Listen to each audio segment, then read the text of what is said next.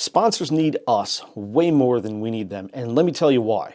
This is a message not only for consumers, but for creators alike. Being smaller guitar channels, we don't always get most of the great opportunities that some of the big channels do when it comes to release day gear by the big brand names in the guitar industry. Most of those channels are bound by some kind of agreement where they are told exactly what to say, what not to say, and they're paid pretty well for it. Should you trust them? Well, some of them will tell you everything good about something, but won't tell you the bad, or at the very least, what could be better. Some of those same ones are paid to simply demo and advertise. And if that's how it comes across, and there isn't any deceptive advertising, I think that is perfectly acceptable. Again, just as long as they state that it is a demo and don't explicitly say that it is a review. And to be fair, I've done exactly that with the Legato S4 mini amp. I clearly stated some facts, some pros, some cons, and I left it up to the viewer's interpretation. I didn't recommend it, I wouldn't, but I felt obligated to make a video since it was sent to me, and I think people are smart enough to make their own decisions on products like that. Now, just because a video might be sponsored doesn't necessarily mean the integrity of the channel is compromised in any way. But there are some creators that won't say anything bad about a product in fear that they won't get any more sponsorships from that company, or they won't get any clicks on their affiliate links. That's just the nature of the beast sometimes. But also, don't assume that any of us are selling our souls for some $30 cookie cutter overdrive pedal from Amazon. The sponsors. Well, some sponsors will try to take advantage of you, wanting you to buy their product and then reimburse you before or after the video is published. They'll do it for a couple reasons. A, they want to inflate their sales margins, and B, they want you to leave a verified purchase review on Amazon. This practice is shady and, in my opinion, unacceptable. Some sponsors want you to say certain things, and some even want to approve the video before publishing. These same sponsors often emphasize that they're sending you a free product that you can keep in exchange for a video. Now, your average sponsored video can be anywhere from 2 to 40 minutes depending on the creator. Most of these products in guitar YouTube videos retail from anywhere from $10 to a few $1,000s. The big brand sponsors sending thousands of dollars in product to big channels usually have their stipulations or even a contract.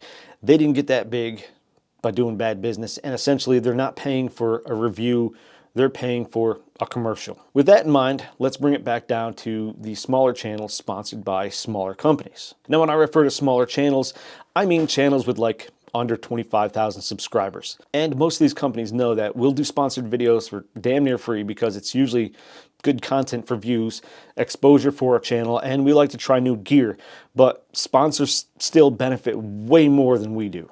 On average, production of a 30-second to 1-minute commercial can cost anywhere from $1,000 to $50,000 on up, depending on a lot of factors. And then you have to pay to put it on a public platform. Most of us smaller channels do it for the cost of the product, which might be $30 or $300, and we're making videos that might be at minimum 3 to 5 minutes long. We spend hours planning, setup, shooting, editing, creating thumbnails, and uploading videos. And if we're lucky, we might get 1,000 views, which ends up being about $4, like literally like $4 for 1,000 views. So let's say a company sends 50 smaller YouTubers a pedal that retails for maybe $50. That's a cost to them of about $2,500 plus shipping. From an advertising aspect, that is nothing. That's chicken feed. Not only are we doing all the legwork, we are publishing it too. And I've heard of big brands paying twice that to a single YouTube channel for a single video. In other words, us smaller channels are just really ultra cheap, self-publishing mass advertising with little self-reward. So if you're one of us, always remember that sponsors need us way more than we need them, and they benefit from our work a lot more than we ever do. Even though there are probably millions of us and sponsors will just move on to a new one, don't ever downplay your work or your worth.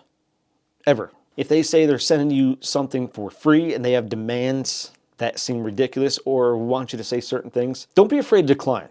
I mean, you can ask if there's any things that they'd like to highlight about the product, but if they start putting words in your mouth or demand approval before publishing a review, those are big red flags in my opinion. In closing, If you are a smaller YouTuber like me, regardless of your niche, and you're approached about a sponsored video, you have to ask yourself if it is all going to be worth it in the long run.